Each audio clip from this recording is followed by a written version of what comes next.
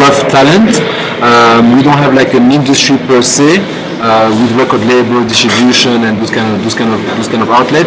But people who call themselves producers, which we call back in the UK promoters, are trying to emulate, support artists, give them airtime studios, and organize live shows. So this is the way it's working within Rwanda at the moment. For artists making records, they go to very independent structure of talented young producers who get their own gear, and this is how they can produce their own stuff.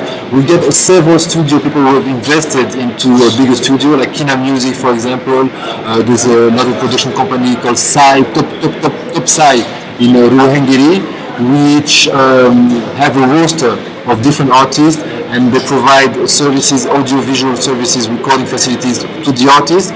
And at the same time, the way those production companies can work is that they produce content as well for NGOs. So it's not fully dedicated to the music, but with the equipment they have, they try to build a music industry. How do you know when a record is a hit in Rwanda? By ear. By ear. That's the producer's answer. Yeah, that's a DJ answer. Yes. But catchy urban sound. The name of the artist says a lot as well. We get like several artists. Artists are popping up like mushroom every day in Rwanda. Due to something I'm going to talk about a little bit after. But how you can recognize it is it's just a catchy song, easy to remember. How do the people know that it's a hit then? Do we have hit records here? Yes. That's the question you need to ask. Hit records, according to European standard, that means that you have several agencies, editors, record label, gathering together to establish who is number one. Over here is just radio play.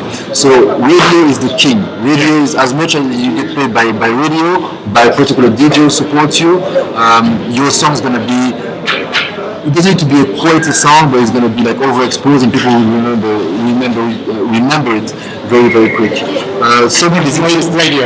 Radio play. Radio play is what defines. If you don't have radio, you don't have a career in Rwanda. And so for Rwandan artists, international artists is another thing. But for Rwandan artists, which are the most important radio stations? Which are the main ones? So we have KFM. You have Radio Rwanda. You have Isango Star, which is very popular with young urban Rwandese. Yeah. You have Flash FM. Flash FM is very about local content. You have Radio 10, of course. Yeah. A lot of most of the radio now in the last 5-6 years are really focusing on broadcasting and diffusing local talent, and as well the very top of the commercial mainstream popular music coming from the West. And so, what types of Rwandese music are popular at the moment? They call it Afrobeat.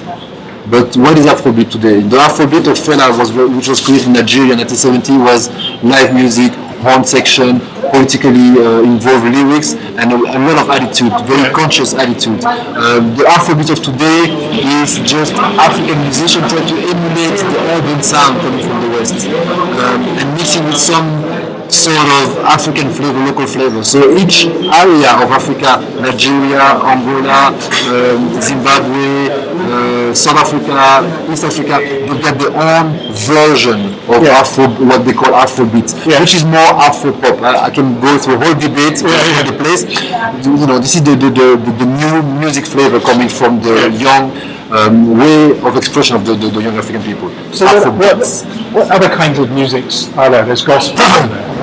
There's gospel. Gospel is very big here. There's a very large Christian community, so God's got a very big presence in people's life. Yeah.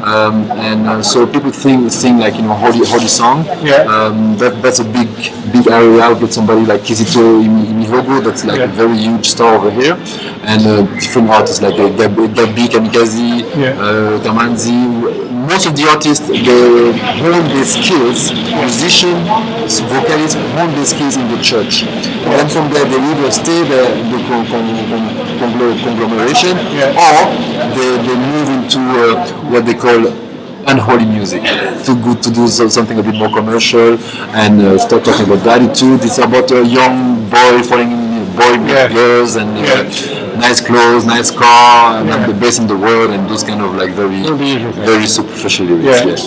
And the local music, what is that? Okay, we get the local music that is interpreted by the youth, by the young people, which is Afrobeats, very popular, emulating the West.